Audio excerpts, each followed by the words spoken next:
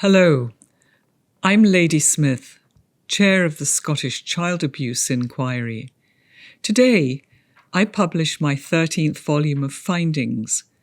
They relate to the provision of residential care for children at Queen Victoria's School, a boarding school in Dunblane. The school was constituted by a royal warrant initiated by Queen Victoria and enacted by her son, King Edward VII. The initial aim was to provide support and education in a stable boarding environment for sons of Scottish servicemen of ranks other than officers. The governance of Queen Victoria's School reflected those aims.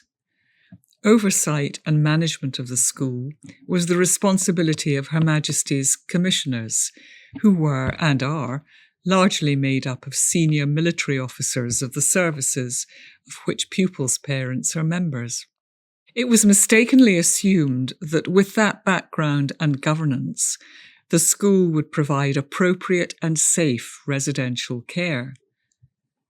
Throughout many decades, particularly from the late 1950s to the early 1990s, that assumption was ill-founded. And in fact, children for whose care the school was responsible were abused.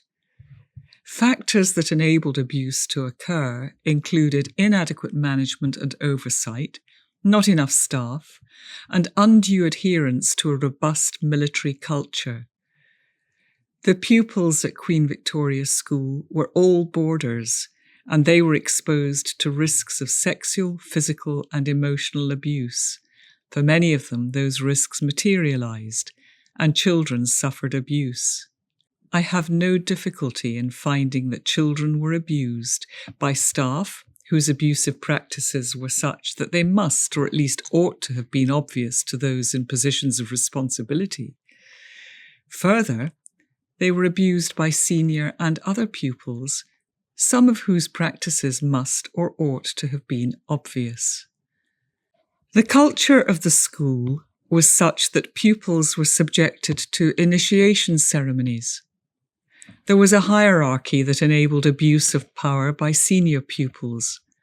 A child's differences were not tolerated, and pupils were, at times, not treated as the children that they were. A culture of silence was the norm.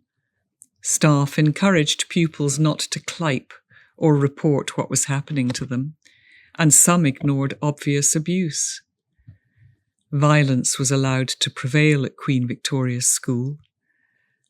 A small number of teachers abused children physically and emotionally under the guise of corporal punishment, using belts, slippers, and a cricket bat.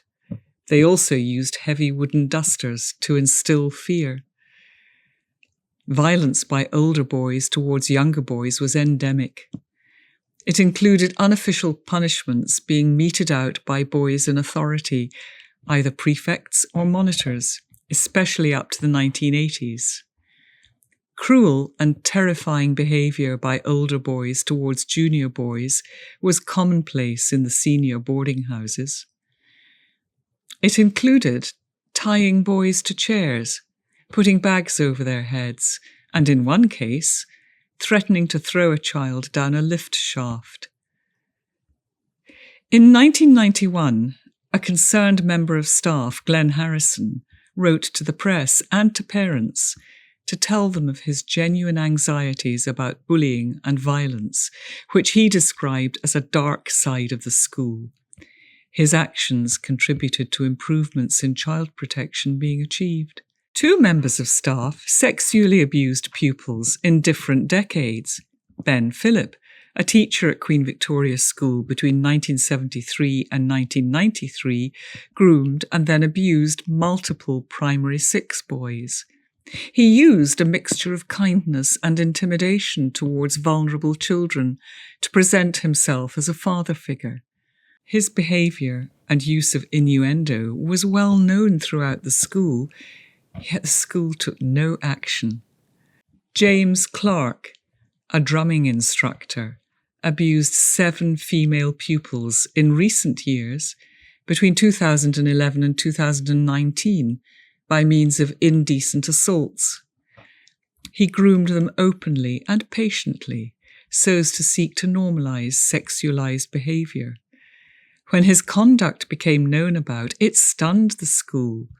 A system for child protection had by that time supposedly been established. The existence of the system did not, however, prevent the occurrence of significant abuse, nor did it give rise to the abuse being promptly detected. The current management, the commissioners, and the Ministry of Defence now understand that there is no room for complacency, particularly given James Clark's recent and prolonged course of abusive conduct being able to occur despite the child protection systems and policies which had been put in place. The school has apologised for the abuse experienced by children who had been entrusted into its care. The abuse I find to have taken place at Queen Victoria's School is in many respects similar to the abuse I found to have taken place at other boarding schools, including Loretto's School, Morrison's Academy and Gordonston, and the boarding schools run by two male religious orders, the Benedictines and the Marist Brothers. My findings in relation to other boarding schools will continue to follow. I'm very grateful to all who have provided evidence to the inquiry, whether former pupils, former and current staff, or others. The cooperation and assistance of all the witnesses about their experiences at the school have been invaluable in enabling me to make these findings.